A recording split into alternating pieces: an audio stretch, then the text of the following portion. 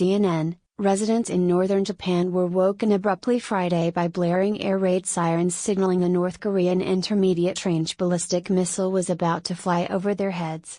It was the second time in just over 2 weeks the rogue state had fired a projectile over Japanese territory, a provocation which was immediately condemned by Prime Minister Shinzo Abe.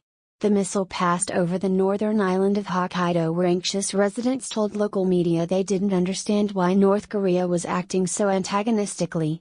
But CNN's Tokyo producer Yoko Wakatsuki said broader reaction in Tokyo and across national media was more measured. People know what North Korea is doing is a little bit of provocation. They know this is not a direct attack to Japan, it's not an overture to war, CNN Tokyo producer Yoko Wakatsuki said.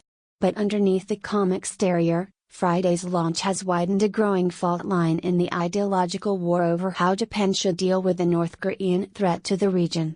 Abe's government have sought closer ties with the United States while working to change Japan's post-World War II constitution, to allow the country to actively defend itself against external threats. But Goichi Nakano, political science professor at Sophia University, told CNN Abe's opponents are angry their supposed ally in Washington was making Japan less safe under President Trump and want to soften their ties to the US, while upholding their nation's pacifist values.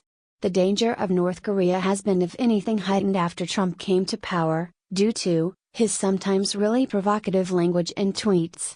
He's not really helping that much, he said. For decades, Japan has debated revising its pacifist constitution which prevents it from initiating war. But in recent years, under the threat of attack by an increasingly antagonistic North Korea, Shinzo Abe's government has made a renewed push for change. If the government gets its way, it's quite conceivable Abe will use this to try to revise the constitution to normalize Japan's defense position, Nakano said. The constitution came into effect in 1947, after Japan's defeat in World War II, and says land, sea and air forces, as well as other war potential will never be maintained. The Japanese military is currently known as the Self-Defense Forces. Abe and his government are trying to make the most of this crisis and the opportunity, almost, to try to make an argument for the push towards remilitarization, Nakano said.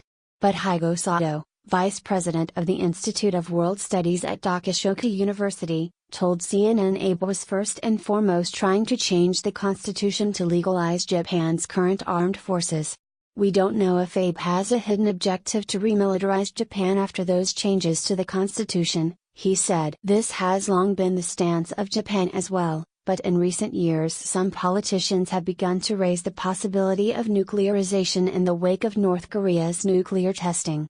There are politicians who are arguing about nuclear sharing with the US, meaning to bring in tactical nukes into the Japanese mainland so we can have some sort of deterrence, Sato said, adding it was considered an option of last resort. Japan is the only country in the world to suffer the effects of an atomic explosion within a civilian setting, an event which has colored attitudes to nuclear weapons ever since. Additionally, it is still recovering from the nuclear disaster at Fukushima power plant in 2011, when an earthquake followed by a tsunami blew out safety systems and triggered a meltdown. The opposition to the idea of Japan going nuclear is even stronger obviously than the idea of revising the constitution, even the discussion of that continues to be taboo, Nakano said. But a nuclear South Korea under Moon or another leader could change that, Tong Zhao, fellow at the Carnegie Tsinghua Center for Global Policy, told CNN. If South Korea pursued its own nuclear program, Japan will feel a great pressure to follow suit and there will be broader implications in China and Russia, he said. Japan already has a number of defensive options to deal with a missile fired out of North Korea, experts say. Naval destroyers fitted with Aegis missile defense systems can be positioned to shoot down projectiles, but the system is far from perfect, Zhao said. Japan has to place the Aegis-mounted ships in the right place before the missile launches in order to have a good chance to engage the missiles. Plus, interception is not perfect, it's unlikely to be fully successful, he said.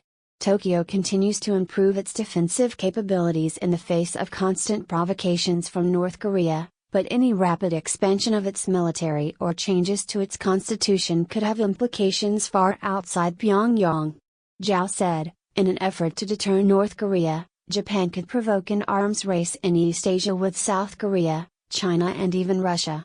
There is deep distrust among the regional countries. Some Chinese argue Japan is stirring up tensions over the Korean peninsula in order to have an excuse to have its own military, he said. Nakano said any knee-jerk reaction to the North Korean threat could risk inflaming tensions across the region.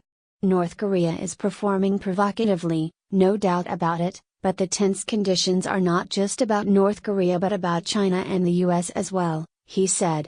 What do you think about this news? Scroll down and comment. Thanks for watching. Please subscribe. Goodbye and see you again.